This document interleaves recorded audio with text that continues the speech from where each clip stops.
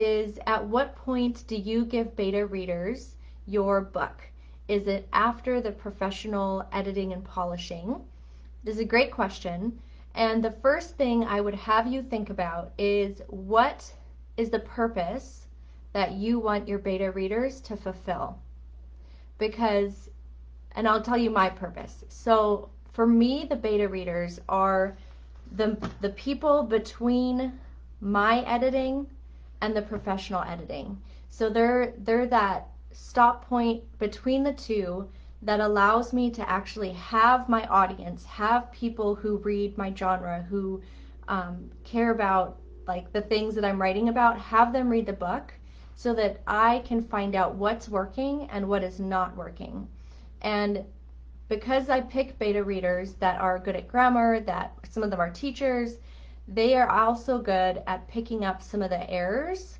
And the reason I have them between my own edits and the professional edit is because having them give me their reactions lets me rework sections that aren't working, delete sections where they're like, this felt boring, or this lost my attention.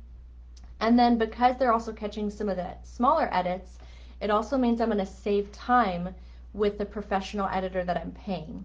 So that's how I use them. My purpose for them is to, fix little errors that they see, but I don't want to give them necessarily a very rough draft. I want it to be as polished as possible so that I'm getting those real reader reactions of what's hooking them, what's not hooking them, before I go back in and make a bunch of changes and then give it to the professional editor. Because to me, the professional one, and for me, when I hire a professional editor, what I mean by that is it's someone who just looks at the grammar and the punctuation, and possibly an idea flow. But for me, the idea part is my strength.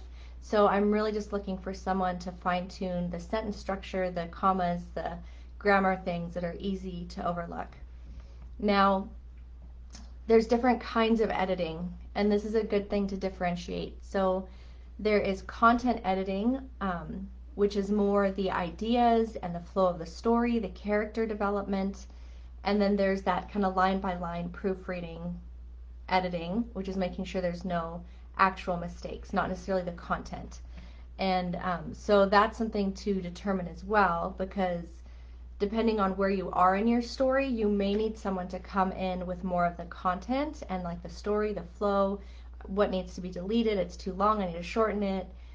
But then kind of that final step is a last pass through, making sure there's no lingering grammatical errors. So I hope that that helps, Lisa. And so that's my process where I put my beta readers. For you, it might be different. For you, your beta readers may be helping you with some of that content editing, which is also okay. And that's why the most important thing for you as the author is to think about, like, what is my purpose for this beta read through? What feedback do I need? What's going to move the manuscript forward? And so when you start with that question of what result do you want, then it helps you inform where they fit in your process with your book. Great question.